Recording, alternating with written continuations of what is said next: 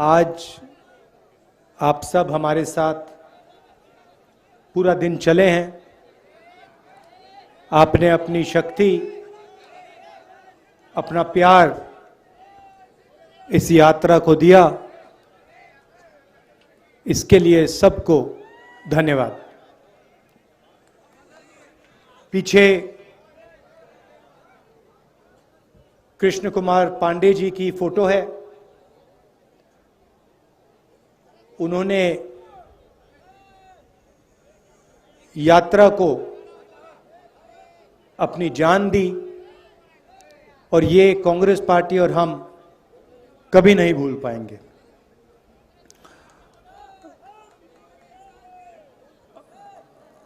हमने सोचा था कि हमारे जो यात्री हैं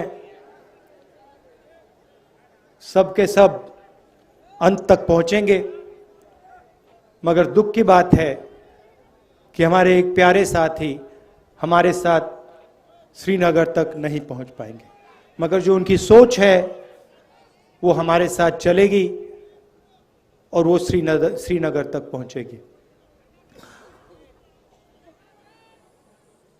आपको याद होगा कुछ साल पहले इसी दिन नरेंद्र मोदी जी ने नोटबंदी की थी। 8 बजे रात को, मतलब अभी 7 बज रहे हैं, इसके 1 घंटे बाद नरेंद्र मोदी जी टीवी पे आए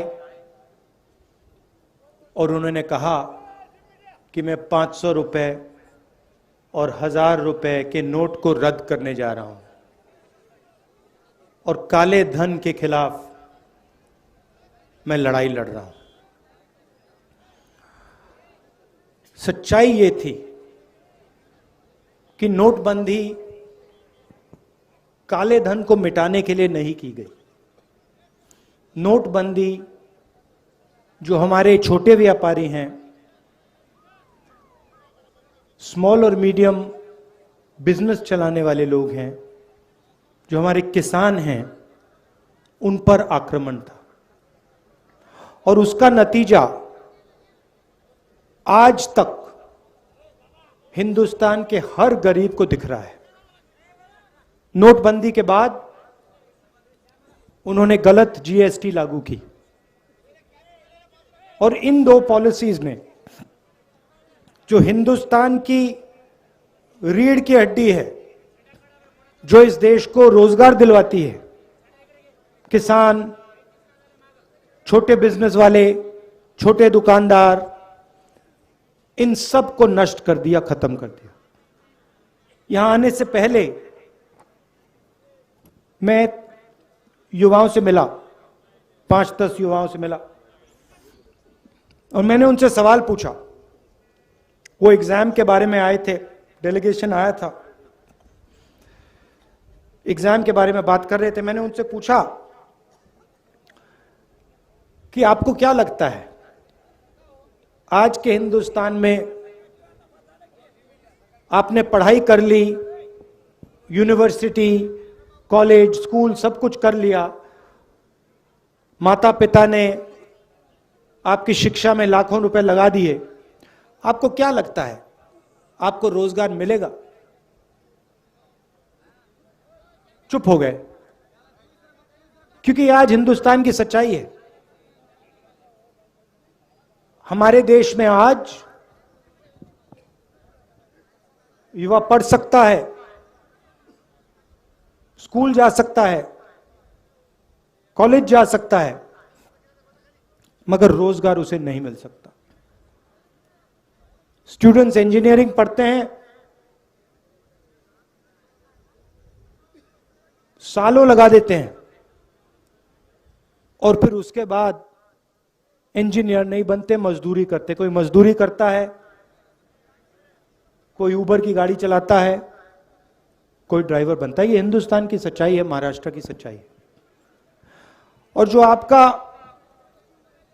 शिक्षा का सिस्टम है, स्वास्थ्य का सिस्टम है, वो पूरा का पूरा प्राइवेटाइज किया जा रहा है।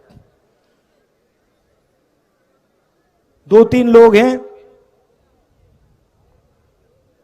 इनके हवाले नरेंद्र मोदी जी और आपकी यहां की सरकार पूरा का पूरा ढांचा इनके हवाले कर रही है। मैंने उनसे पूछा, लड़कों से पूछा कि भाई बताओ, बेरोजगारी के कारण बताओ। मुझे कहते हैं जो पब्लिक सेक्टर था, जिसमें हमारे जैसे लोगों को रोजगार मिलता था, थोड़ी सिक्योरिटी होती थी, उन्होंने कहा पूरा का पूरा पब्लिक सेक्टर प्राइवेटाइज किया जा रहा है, बंद किया जा रहा है। तो वो भी रास्ता बंद है। नोटबंदी ने, जीएसटी ने एक रास्ता बंद किया, प्राइवेटाइजेशन दूसरा रास्ता बंद कर रहा है। तो ये देश की हालत है। और इन पॉलिसियों का लक्ष्य हिंदुस्तान की गरीब जनता को डराने का है, किसान को डराने का, मजदूर को डराने का, युवा को डराने का। और बीजेपी और आरएसएस डर को फिर नफरत में बदल देते हैं। डर के बिना नफरत हो ही नहीं सकती। अगर डर नहीं है तो नफरत नहीं हो सकती। अगर डर है तो उसको नफरत में बहुत आसानी से बदला जा सकता है। यह हिंदुस्तान में हो रहा है और इससे देश का कोई फायदा नहीं होने वाला है। बेरोजगारी से, महंगाई से देश का कोई फायदा नहीं होगा। नफरत से देश का कोई फायदा नहीं होने वाला। और यह इस देश का इतिहास ही नहीं है। यह भाईचारे का देश है, एकता का देश है, इज्जत का देश है। इसीलिए हमने भारत जोड़ो यात्रा शुरू की। 3600 किलोमीटर की यात्रा है। तमिलनाडु में, कन्याकुमारी में शुरू किया। 60 दिन हो गए हैं। मैं आपको बता रहा हूं, ऐसा लग रहा है कि आज सुबह हमने शुरुआत की। अजीब सी बात है।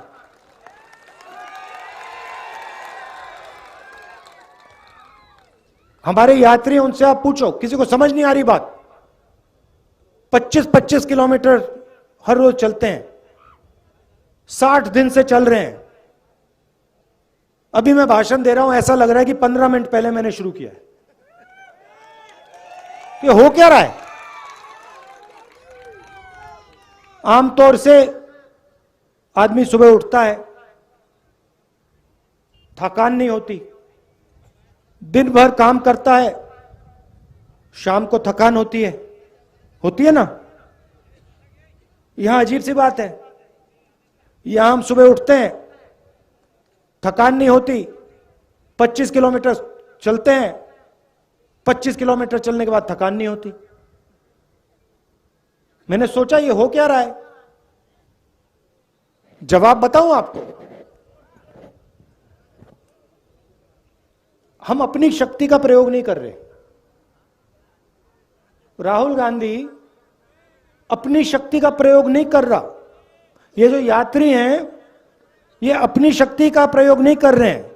हम सब आपकी शक्ति का प्रयोग कर रहे हैं। आप हमें पीछे से धकेल रहे हो। आपका प्यार हमें पीछे से धकेल रहा है। और ये आपका जो प्यार है, ये हमें श्रीनगर तक पहुंचाएगा। और वहां देखना, वहां मेरा भाषण देख लेना। वहां भी मैं यही कहूंगा कि मुझे समझ नहीं आया, 130-140 दिन हो गए, रोज 7-8 घंटे चले हैं, 25-30 किलोमीटर चल रहे, मगर थकान नहीं आ रही। क्योंकि आपकी आवाज है, आपका प्रेम है, और हम आपकी आवाज सुनने आए हैं। मैं यहां लंबा भाषण नहीं देना चाहता हूं। राजनेता आते हैं, 2 घंटे का भाषण करते हैं, कोई जरूरत नहीं है। हम यहां आए हैं 7 घंटे चलें, सुबह से शाम हम आपसे बात कर रहे हैं, किसानों से, युवाओं से। अभी विकलांग औरत मिली मुझे, उसके दिल में जो था उसने मुझे बताया, उसकी व्हीलचेयर को धकेला मैंने। हम आपकी बात सुनने आए हैं क्योंकि हम जानते हैं आप सब कुछ समझते हो। खेती के बारे में सीखना हो, किसी ब्यूरोक्रेट की जरूरत नहीं होती है। खेती के बारे में सीखना हो तो किसान के साथ बैठ जाओ, 15 मिनट में वो आपको समझा देगा जो समझना है। वो क्या कह रहा है? कह रहा है कि हमारा कर्जा माफ नहीं होता। हिंदुस्तान के अरबपतियों का कर्जा 2 मिनट में माफ हो जाता है, हमारा नहीं होता। हमने क्या गलती की? हमने कौन सी गलती कर दी? वो बता रहा है। कहता हमें एमएसपी नहीं मिलती।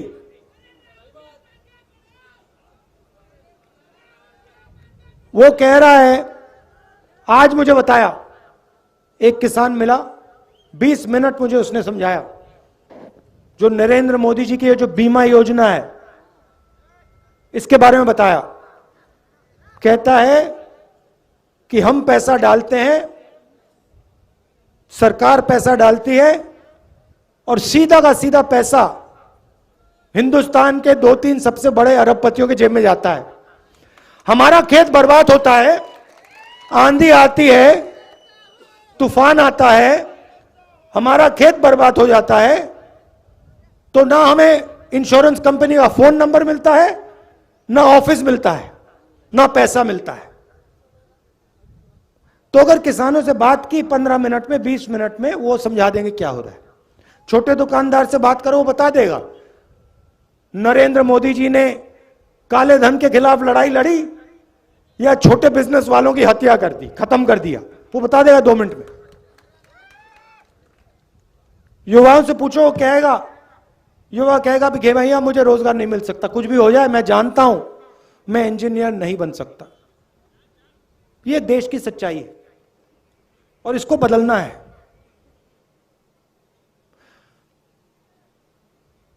और ये देश में आरएसएस और नरेंद्र मोदी जी ने, बीजेपी ने नफरत की राजनीति शुरू की है।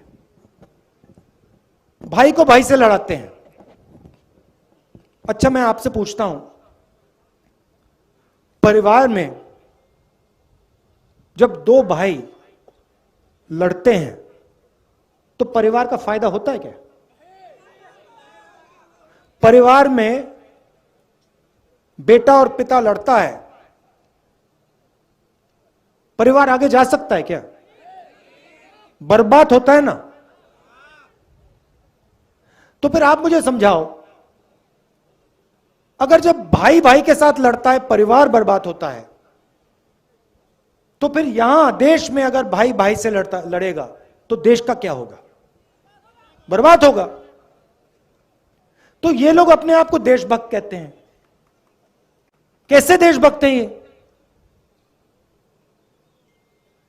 देश में नफरत फैला रहे हैं, एक भाई को दूसरे भाई से लड़ा रहे हैं, एक भाषा को दूसरी भाषा से लड़ा रहे हैं, एक जात को दूसरी जात से लड़ा रहे हैं, एक धर्म को दूसरे धर्म से लड़ा रहे हैं, और फिर कहते हैं हम देशभक्त हैं। कौन से देश के भक्त हो आप? इस देश के भक्त तो नहीं हो। तो इसीलिए हमने ये यात्रा शुरू की,